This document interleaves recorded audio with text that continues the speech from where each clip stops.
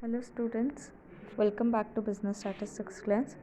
So in yesterday's class we had begun with the fifth unit, that is transportation problem.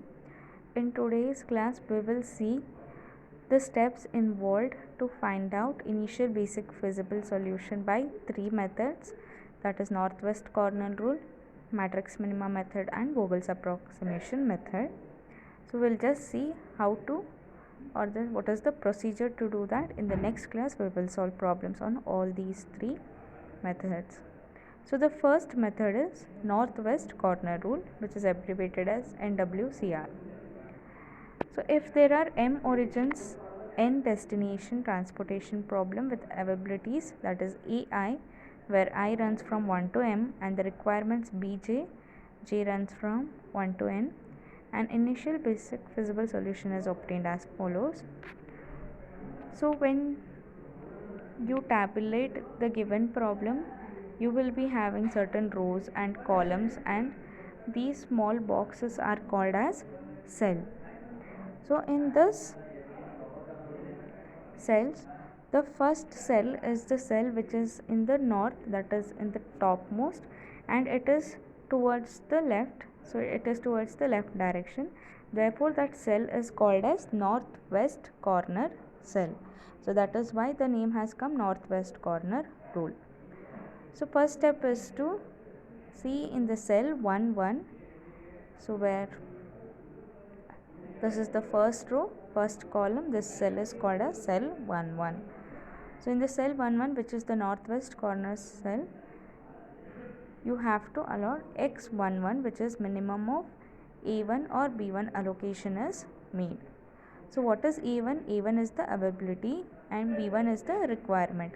In A1 or B1, whichever value is less, that value you have to write it in a box. Suppose this is a cell, here make a small box, write that minimum value in that box. So there is an allocation made which is x11, whether you have to take the value of whichever is minimum between A1 and B1. So this is the first step. So in the cell 1 1, you have to make an allocation x11 wherein you have to take minimum of A1 or B1. Second step is, if A1 is greater than B1, next allocation is made in the cell 1 2, and the allocation is made is x12 is equal to minimum of A1 minus x11 comma B2. So you have to choose minimum value between these two, that is, so you have a table and the cells, this is your cell 1 2 3 so on, and this is your 1 2 3 so on. Here you will be having actually origins and all. Here you will be having AI values, BI values. So in the first cell you make allocation for the values which is minimum between AI or A1 or B1. Now if A1 is greater than B1, so if this value is greater than this value, then you make allocation in this cell, which is in this cell, which is 1 2. And what allocation is made in this box is this value minus whatever you are written in this box, and you have to compare with that requirement value which is B2. So you will understand better when you are solving the problems, but remember what has to be subtracted and how to solve. Suppose if A1 is less than B1, then the next allocation is made in the cell 2 1, that is in the next row the allocation is made, and the allocation is made such that x21 is equal to minimum of A2 B1 minus x11. If A1 is equal to B1, then the next allocation is made in the cell 2 2. The allocation made is x22 equal to minimum of A2 and B2. So in the above manner, if all the possible allocation is made in the immediately following cell in the same row, otherwise allocation is made in vertically downward cell, in the next row. Thus, step by step, all the allocations would be complete by the time cell m comma n is reached, and all the remaining xij are equated to 0. So, among all the three methods, this method is the most easy method to obtain initial basic feasible solution. So, in examinations, they can ask what are the steps involved to find out initial basic feasible solutions by Northwest Cardinal Rule method. Then you have to write all these 3 steps. Explanation is required. So the first step is, in the cell 1 1 you make allocation x11 by taking the minimum value between a1 or b1. To make the next allocation, you have to check whether a1 is greater than b1. If this condition is satisfied, then you have to make the allocation in the first row, second cell, and to allocate the value, you have to check the minimum value between a1 minus x11 comma b2. And then if a1 is less than b1, then the next allocation is made in the next row, first cell. So it is cell number 2 comma 1, and allocation made will be x21. So this suffix 1 2 indicates first row, second column. Here you can say first row, first column cell. So this indicates first row, second column cell. So this indicates second row, first column cell. So this indicates second row, second column cell, so on. So you have to make allocations till you reach all the cell, that is mn cell is reached, and rest of the xij which are not allocated are to be taken as 0. The next method is matrix minima method, which is also called as lowest cost entry method. So again, in a m origin n destination transportation problem with availabilities ai and requirements bj, an initial feasible solution is obtained by matrix minima method as follows. So if you are writing an examination, this whole thing is required. So you are basically explaining what type of transportation is problem is given and what you are interested to find. So let Cij be the least cost in the cost matrix. Then the allocation Xij is equal to minimum of Ai Bj is made in the cell I comma j. So in all the cells you have to check which cell has the least cost value. For that cell you have to make an allocation by taking its corresponding minimum value between the availability and requirement. Suppose the least cost value is in, say, cell number 2 comma 1, then in that, for that cell you have to check what is the availability value and requirement, and whichever is the least value, and that value has to be allocated. So if ai is greater than bj, the column j is deleted and ai is replaced by ai minus xij, and then step 1 is repeated. So here you are going to delete the columns or rows depending on the conditions.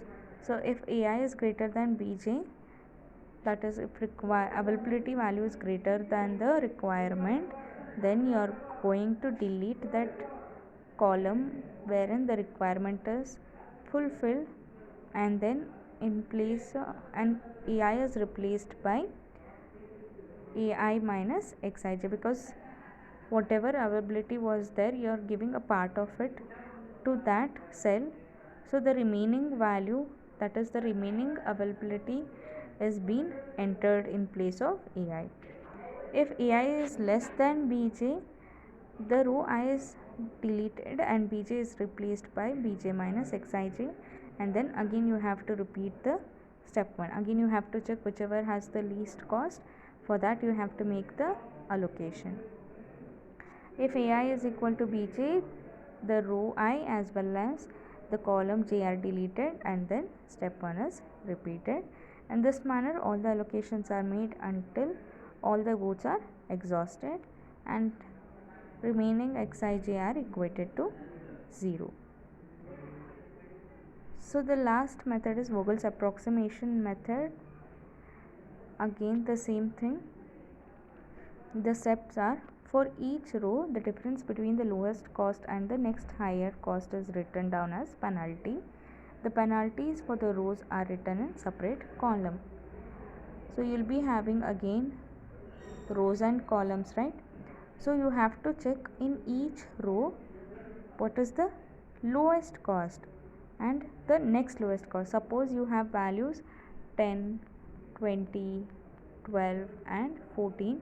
So here the least cost entry is 10. After this the next least cost is 12. So you have to take the difference between these two and write it in another column. So these are the rows. Now you have to make another column for penalties and write the values over here.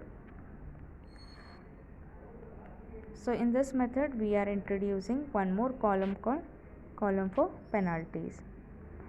So for each column the difference between the lowest cost and the next higher cost is written down as penalty. The penalties for the columns are written in the separate row. Now you have to check in one column which is the lowest value. So again here there is 10, 11, 12, 20. So here the lowest value is 10, the next lowest value is 11, therefore the difference is 1. It is written in another row which is called penalty row. Similarly for next column, check the difference between the lowest cost and its next cost, write it in the separate row. So once you make penalty columns, among the rows and the columns, the row or the column which has highest penalty is chosen. Let Cij be the least cost in the so chosen row or column. Then the allocation Xij, which is equal to minimum of Ai or Bj, is made in the cell I, j. So once you make the column and rows for penalties, you have to check which has the highest penalty. So that corresponding row or column you have to make the allocation. So again, to make the allocation you have to check whether Ai is minimum or Bj is minimum. So if Ai is greater than Bj, then the column j is deleted and Ai is replaced by Ai minus Xij, and then step 1 is repeated. Again you have to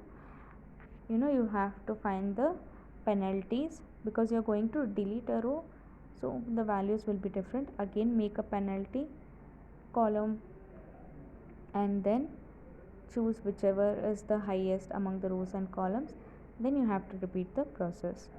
Suppose if Ai is less than Bj, the row I is deleted and Bj is replaced by Bj minus Xij, and then step 1 is repeated. If Ai is equal to Bj, the row as well as columns are deleted and then step 1 is repeated. So you have to continue till all the goods are exhausted and remaining Xij's are equated to 0. So we will solve in the next class one problem based on all these three methods. Thank you.